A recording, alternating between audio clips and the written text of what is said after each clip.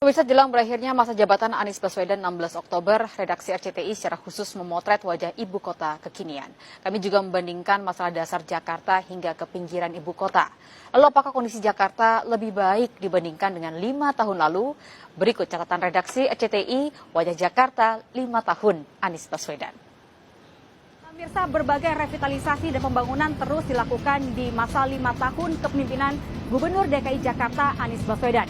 Mulai dari revitalisasi halte, kemudian pembaharuan transportasi publik, bahkan pembangunan sejumlah fasilitas publik terus dilakukan. Lantas apa saja torehan prestasi maupun PR-PR yang belum terselesaikan di masa 5 tahun kepemimpinan Gubernur DKI Jakarta Anies Baswedan? Inilah wajah Jakarta 5 tahun Anies Baswedan.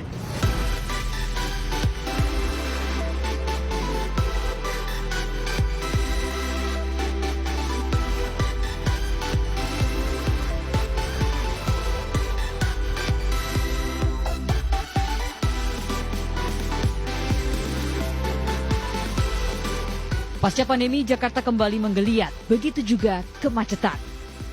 Program pemecah kemacetan ala Anies Baswedan pun diuji. Adalah integrasi transportasi publik mulai dari mikrobus, Transjakarta, KRL, serta integrasi MRT dengan LRT. Layanan pembayaran diintegrasikan digital, kawasan gabungan intermoda dibangun dan dibuat cantik untuk penumpang dan konten kreator.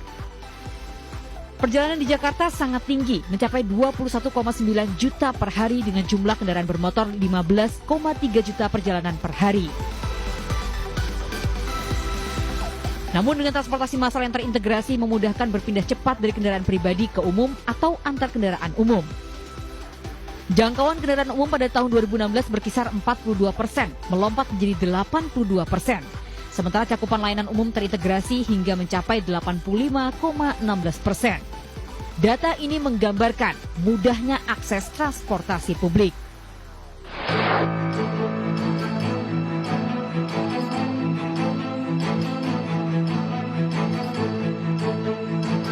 Masalah banjir seperti menjadi kutukan bagi setiap pemenang Pilgub DKI, tak terkecuali Anies Baswedan. Apa saja yang sudah diperbuat oleh Anies untuk menangani masalah dasar yang satu ini? Pemprov DKI mengeruk lumpur danau, sungai dan juga waduk di 5 wilayah kota, mengerahkan alat berat 3 kali lipat dari kapasitas biasanya. Untuk mengendalikan limpasan air hujan, Anies membuat kolam penampung air sementara di jalan raya. Pemprov Jakarta juga membangun instalasi sumur resapan serta mengimplementasikan taman tampungan air. Di pesisir utara, Anies membangun polder untuk mengatasi banjir rob yang terdiri dari kombinasi tanggul, kolam retensi, serta pompa. Sementara untuk mempercepat surutnya genangan banjir, Jakarta memiliki 900 lebih pompa. Kapasitas 2 sungai yakni Kali Besar dan Kali Ciliwung pun diperbesar agar bisa menampung lebih banyak. Hasilnya 12 titik genangan banjir berulang telah teratasi. Tahun 2020 dengan curah hujan terekstrim yakni 377 mm per hari, banjir surut lebih dari 95% dalam waktu 4 hari. Padahal di tahun 2015 dengan curah hujan lebih rendah 95%, wilayah tergenang baru surut 7 hari. Jakarta juga berinovasi dengan teknologi flood control system yang mengintegrasikan sensor dan CCTV di 178 titik yang memetakan banjir dengan akurat. Namun satu hal yang tak tercapai adalah naturalisasi sungai. Kendala pembebasan lahan diperparah oleh polemik ide naturalisasi Anies tanpa beton versus ide pusat normalisasi dengan betonisasi alur sungai, meninggalkan warga sepanjang sungai ibu kota terendam hingga masa jabatan Anies berakhir.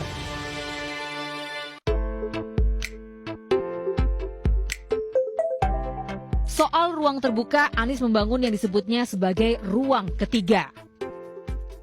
Anies memperluas ruang terbuka dari 12,12% di tahun 2014 kini menjadi 30,92% dengan luas 664 km persegi.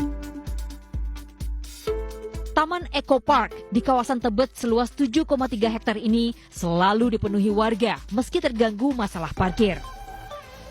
Taman ekowisata dan bermain anak ini menjadi tempat favorit baru warga DKI karena luas dan teduhnya kawasan ini di tengah kepadatan Jakarta.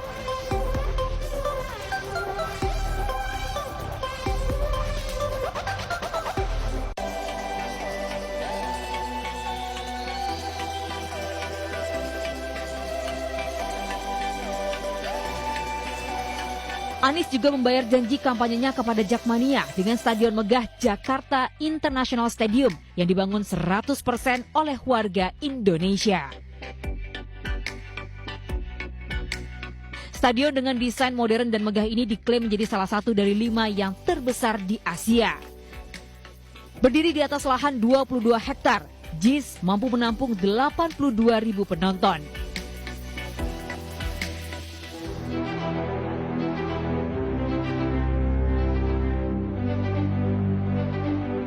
Karya berikutnya adalah revitalisasi kawasan kota tua, mulai dari pembaruan trotoar hingga ke penataan kampung. Hasilnya kawasan interaksi warga dengan udara rendah emisi.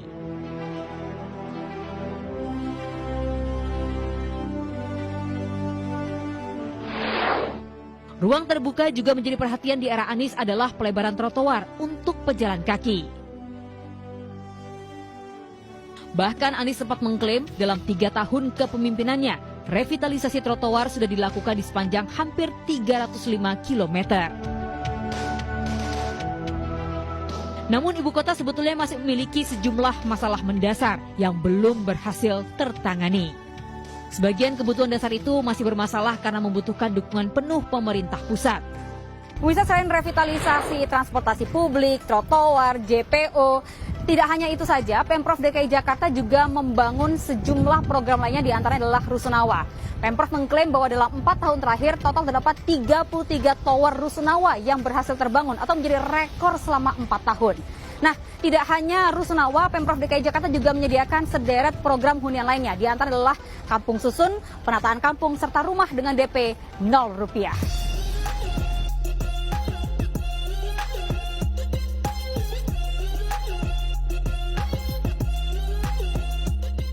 Berbeda dengan Rusunawa, untuk Rusunami, Anies hanya membangun kurang dari 2.322 unit rusun dari target 10.000 unit atau bahkan 23.000 unit saat kampanye.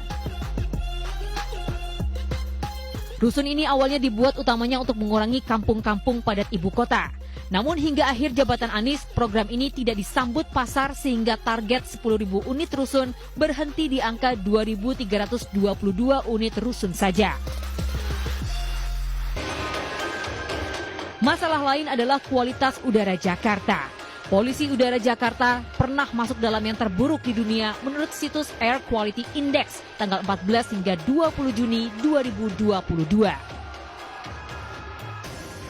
Penyebabnya adalah keberadaan 8 PLTU batubara, 118 fasilitas industri, dan 16 juta kendaraan yang terdiri dari 3 juta mobil serta 13 juta motor.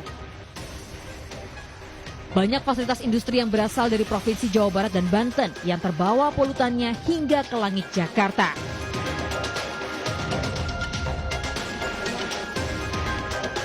Walhi menyebut TPST Bantar Gebang yang menjadi muara sampah warga ibu kota nyaris lumpuh karena sudah over kapasitas dari 21,9 juta kubik menjadi 22,3 juta meter kubik.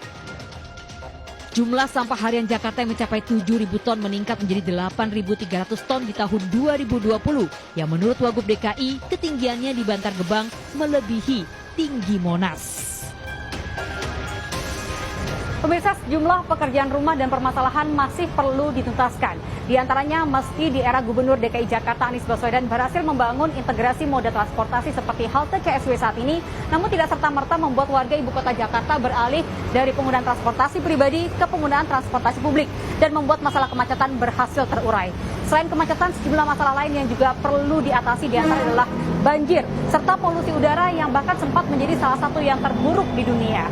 Dan pemirsa, tentu perlu kerja simultan dan berkelanjutan antara Gubernur DKI Jakarta saat ini dengan Gubernur DKI Jakarta berikutnya untuk dapat menuntaskan masalah DKI satu demi satu. Tidak hanya itu, juga perlu kerjasama yang baik antara warga Jakarta dengan pemerintah daerah agar membuat Jakarta menjadi rumah yang aman dan juga nyaman untuk semua.